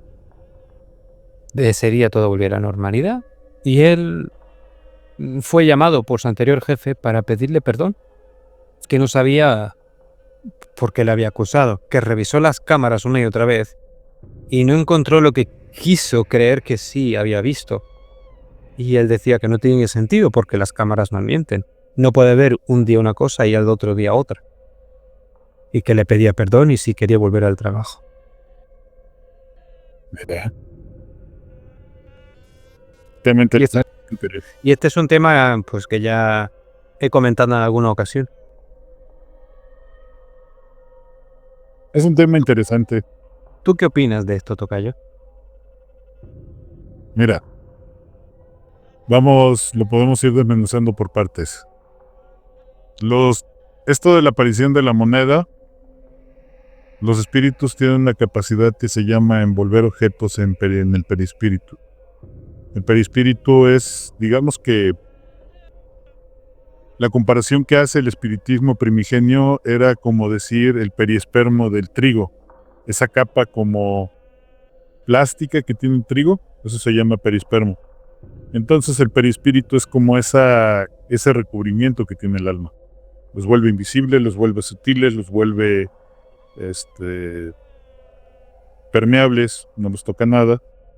Pero esta invisibilidad es como un traje que traen puestos. Entonces pueden, por ejemplo, levantarse el espíritu de algún lugar. Él no se acordaba, no lo podía prever como si estuviera muerto, pero podía estar jalando las monedas de un muerto, o las monedas de varios muertos.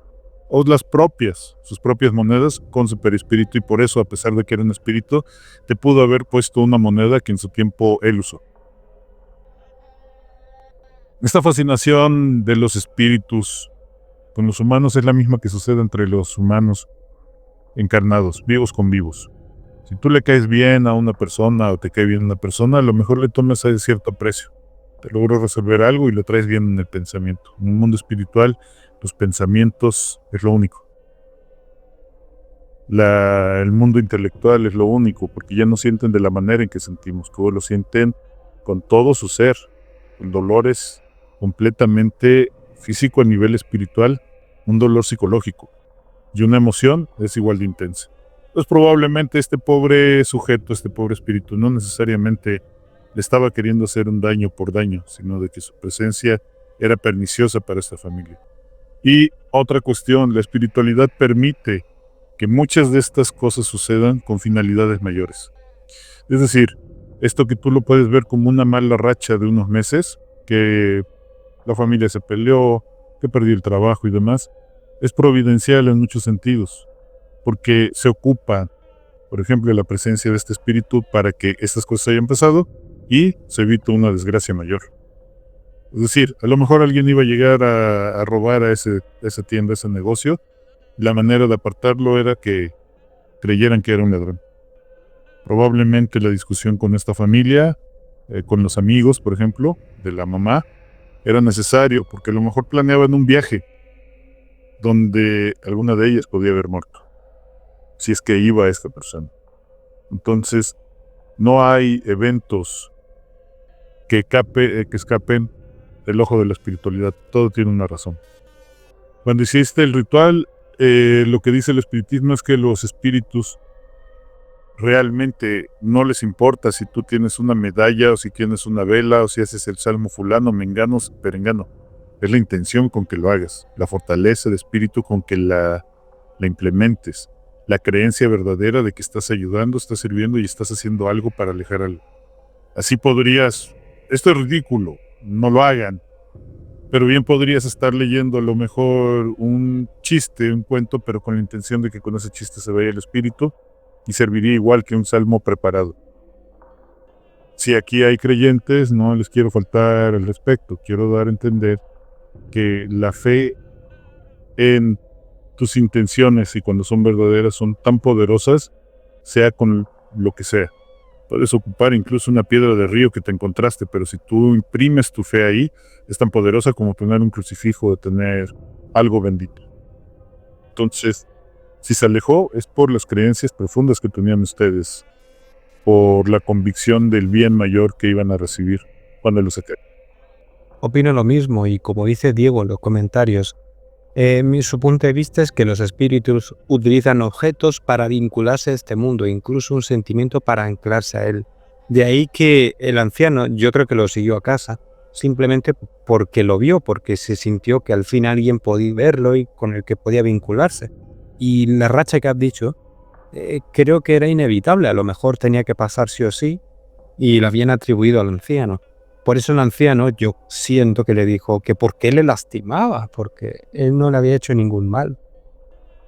Y al fin y al cabo, por ejemplo, podía ser que la madre tenía que pasar eso, el padre tenía que pasar eso, la hermana igual, y él también. Y simplemente se ha llevado el espíritu todo el acontecimiento. La culpa de algo que probablemente no tenía nada que ver, solamente estaba ahí. Ahí sí, molestando a lo mejor, incomodando al espíritu de tu amigo, pero no era propiamente el causante de.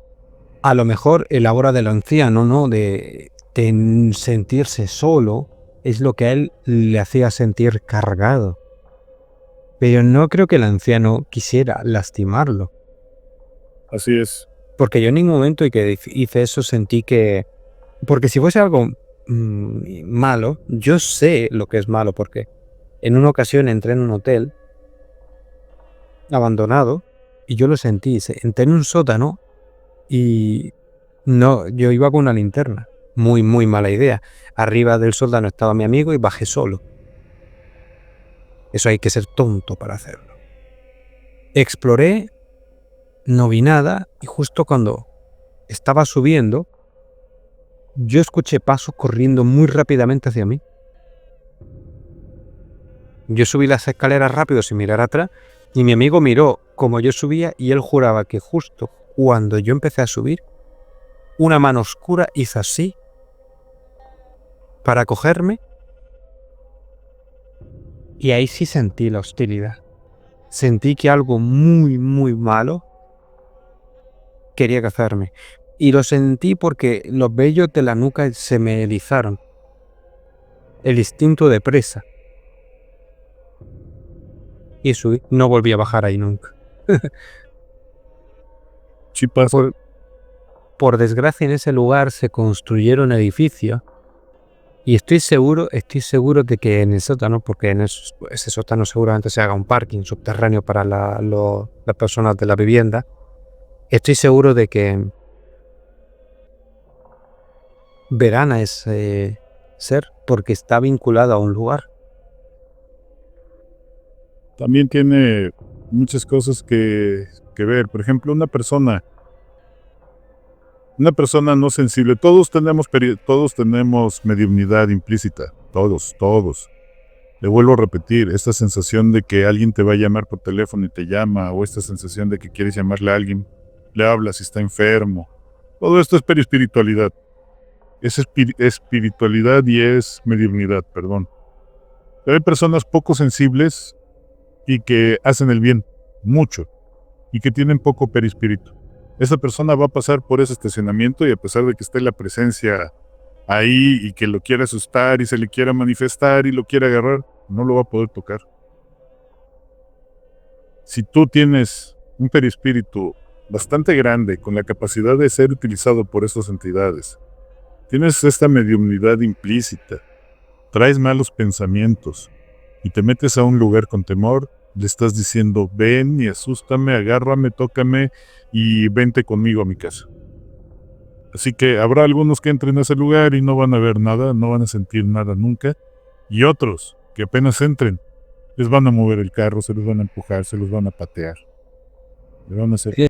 Es lo que me pasó a mí. Yo sentí de que me costaba respirar. Fue entrar por la puerta, ya no es solo el sótano, sino sentir como si el aire estuviese viciado. Y había ventanas, o sea, no había cristales porque era un lugar un poco vandalizado. No había ventanas, tocayo. Estaba abierto, circulaba el aire, había brisa. Porque iba a estar el aire cargado. No estaba el lugar descompuesto en el sentido de que hubiese descomposición de los edificios. El techo todavía estaba en buen estado y demás, simplemente pues estaba vandalizado. Había jeringuillas por el suelo, pero nada del mundo, lo cual indicaba que había gente que entraba aquí para hacer sus cosas indecentes. Pero eso es una señal de que no es un lugar que esté tan abandonado. Sí, tocayo. Bueno, ya llegamos a la hora y 49. Yo creo que vamos a terminar la edición de hoy, tocayo. Muchas gracias por estar. Lo agradezco muchísimo. Si os ha gustado esta edición, vamos a repetirla en el futuro, cuando el tiempo lo permita. Por favor, dejad en la caja de comentarios un agradecimiento, un like, por favor, y pasaros por el canal del tocayo, que repito, lo voy a poner en los comentarios después del directo. Y dicho eso, muchas gracias por estar y nos vemos en la próxima. Nos vemos, muchas gracias. Buenas noches. Buenas noches, hasta luego.